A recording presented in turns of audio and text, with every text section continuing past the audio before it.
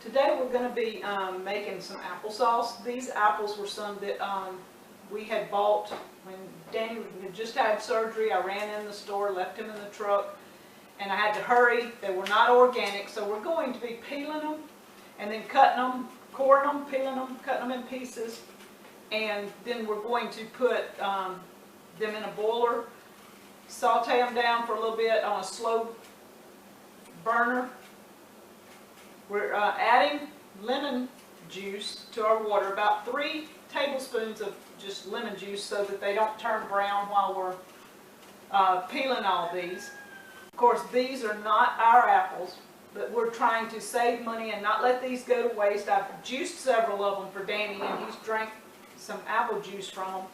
But I bought several bags at a good price the other day, so we're going to put these in applesauce. And I'm not sure if Danny and I even cut them the same way. I go ahead and slice mine in half, and then I quarter them, take out the core, and then I peel them. Lots of times when I watch him, he's doing my way today.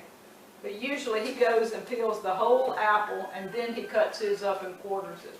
So, just 2 different ways you can do that. It doesn't matter according to how you like to do it.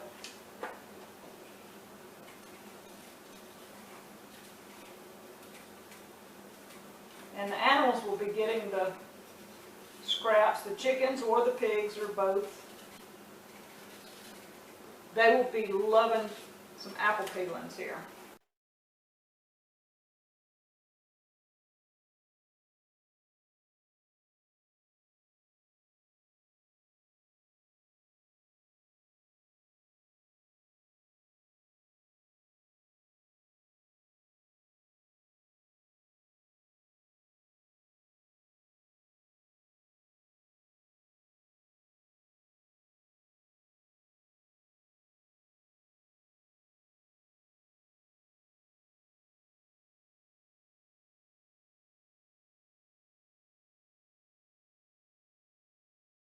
I was saying, noticing you taking that off the stem.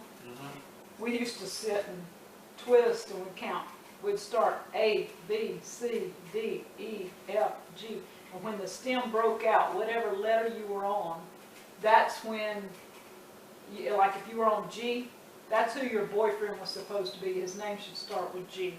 Oh my word. That was when we were kids. I can remember every time Daddy always told us to see who our boyfriend was going to be. We'd sit there and say A, B, C, D. I don't think I ever made it much past H or I or J somewhere. You never got to the last letters because the stem's going to come out within the first few letters. Yeah.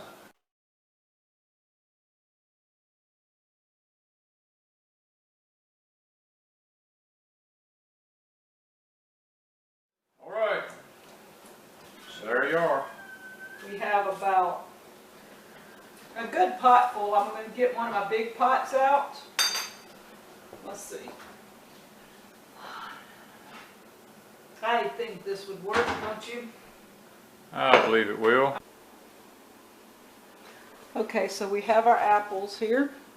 I've added about a cup of water to the bottom to keep it from scorching. And just a little sprinkle, about one of these good scoops full of sugar so that they can cook down. I'm turning the thing on a medium heat back here, and we're going to let them go for a while. I'll just keep stirring until they simmer down, and then it will have applesauce in them. These have been cooking for about 25 minutes. I've been coming by stirring them occasionally, and the lumps that are still in it, you just take a potato masher, because they're really tender, and you can see it's turning into a juicy. You can run it through a sieve, or either you can put it in a food processor, or whichever way you want to make this, but it's just as easy to do it the old-fashioned way. It will have some little chunks off and on. It won't be just mushy. So if you were feeding it to a baby, you wouldn't want, you'd have to check it. But this is an adult applesauce. That's the way I look at it. After 25 minutes, it pretty much turns into a really good sauce. And there you have it. A chunky applesauce for adults.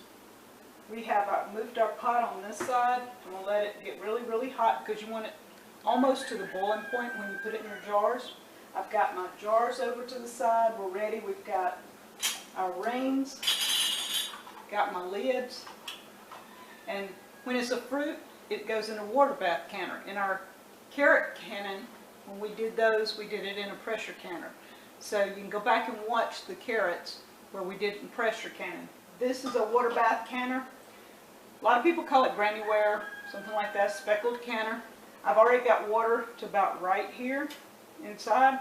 I've got my burner on where it's going ahead and getting hot. This little basket, it has little hooks here for the sides. It sits on the sides. As you put your jars in, they're out of the water, and we will put them in the water. We'll take it, let it down when it's time. So I'm going to heat up my applesauce to the point that we have it ready to go in our jars. Behind that on the back burner, I have a pot of water that I put my jars in and my lids. Now, a lot of your lids now, the little flats, we found this out last year. They say do not put them in boiling water. So I try to get my water at a medium temperature where it's not up to boiling, but it's just good and hot. Because they've changed the rubber things on them. Go to the websites to Ball Canning and check out their website on how to process jar flaps or jar lids now. Ball Blue Book, I think they have several colors. We own about 4 or 5 of them. This is your canning Bible. You need to know something about canning, here it is. I have a plate here that I usually use my tongs, get them out of the hot water so I'm not touching my jar. We put this funnel here. I have a ladle that I scoop up the applesauce. And the applesauce is still hot. You can see the steam still coming from it. The jar is hot, the applesauce is hot. We fill up to a 1/2 inch headspace.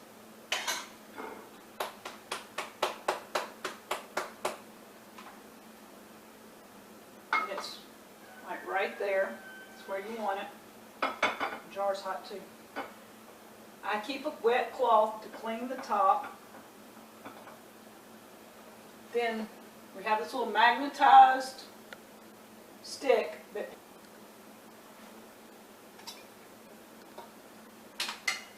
then our ring.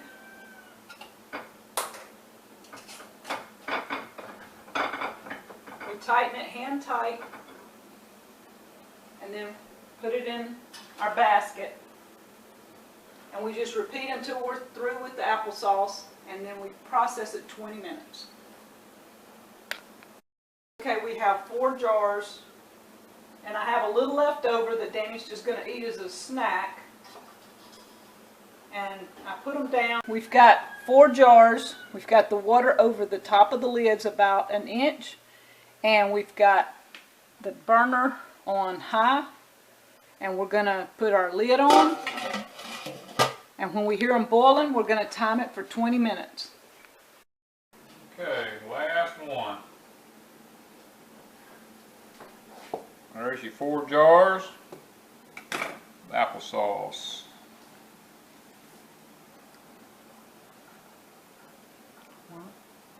We do that because a lot of these lids will have water and it'll stay on top of them here.